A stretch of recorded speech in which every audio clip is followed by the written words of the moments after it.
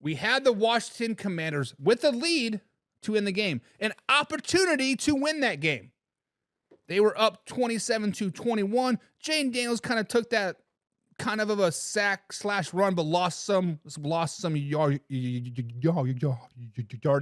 Put them in a fourth and 11. He threw the ball 10 yards down the field, ultimately lost the game. So when we saw the Commanders play the Pittsburgh Steelers, guys, what did we see in the Commanders? What did we learn about the Washington Commanders taking that loss to the Pittsburgh Steelers? And this is the few things that I've learned. During this game, I was taking notes, right? During this game, in my mind, I was like, Pittsburgh Steelers are going to lead the show because they're doing great, whatever, yada, yada, yada. And of course, the Detroit Lions did their thing, so they had to lead the show. But I was watching the Commanders very, very closely. I have watched the Commanders close for the last 3 or 4 weeks. Like, I've watched their games 2 or 3 times each week, right? And the Commanders, guys, what I learned from them is they're not ready to be great. The Commanders have a lot of the right pieces in place. They have the opportunity to be great, but they're not ready to be great yet. They have to learn how to take it on the chin a little bit more before they can be put into those conversations with the Detroit Lions, with the Pittsburgh Steelers, with the Kansas City Chiefs, with the Green Bay Packers, and like Eagles. They have to earn those lumps before they can be great, and the Commanders guys are not ready to be great. It's simple as that.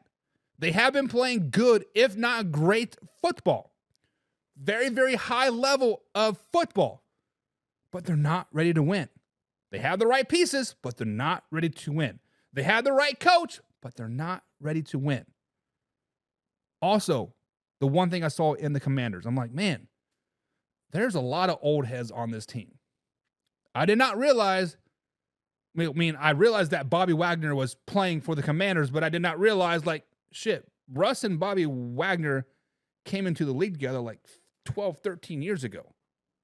And then I was curious. I'm like, man, what is the average age for the Washington Commanders football team?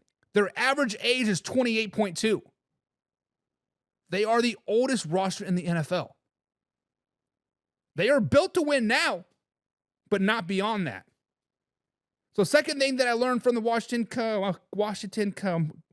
Commanders is they are built to win now, but not next year, not the year after that, and not the year after that. And if I'm a Washington Commanders fan, I understand why you're excited.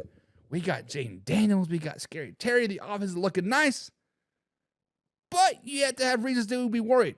That defense is old as balls. The defense is old. So what did I learn from the Commanders? They're built to win now, but they're not ready. They are built to win now, not for the future. And they are built to win now and not beyond 2025, 2026, 2027.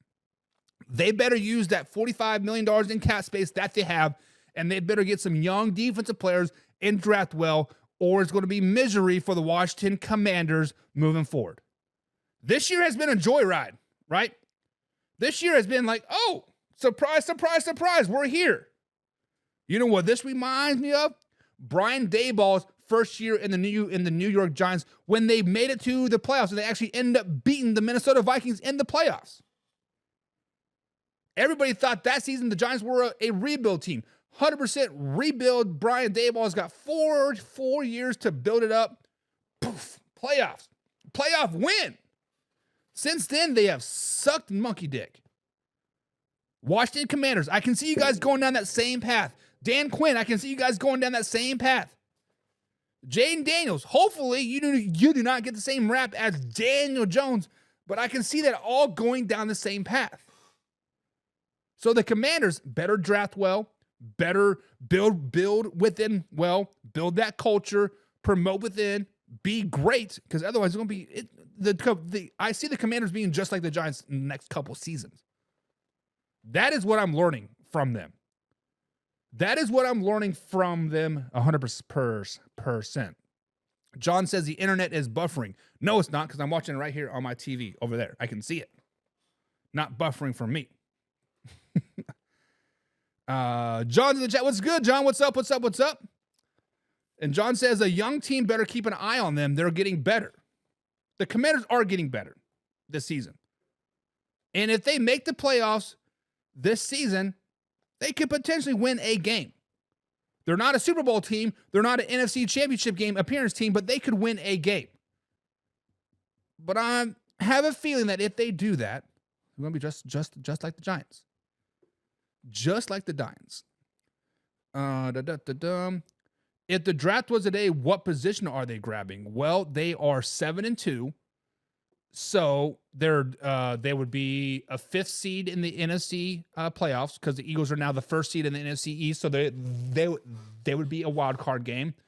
So they would play a team like it'd be the Lions at 1. Number 2 would probably be the Eagles. Number 3 would be the Arizona Cardinals. And then number 4 would be the Atlanta Falcons, if I'm not mistaken. And so they would be playing the Atlanta Falcons. I think they would beat the Falcons, and then they would lose to the next round, whether it be the Lions or whoever they're going to play at that particular point. So that gives them a 23rd round pick, right? So they're looking at 2023. If the season were if the playoffs were to start today, they beat the Falcons in the first round. And then they lose to the Lions in the second round. I guess it'd be higher than that. It'd be like 25, 26. So bottom tier of the first round, Derek. And John says, that is why they need to draft better. Well, wasn't that the big downfall of Dan Quinn anyways, was his inability to draft or to develop players in like Atlanta? Yeah, he made it to the Super Bowl, right? But then, what did they do after that? They shit the bed. Couldn't develop talent.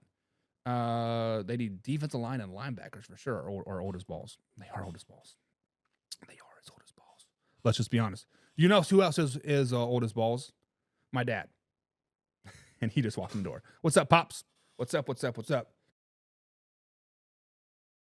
They are in from Kansas. I didn't even know they were coming. So, salute. I think that means cheers in Mexican. I don't know. But salute. Salute to old man. But guys, Washington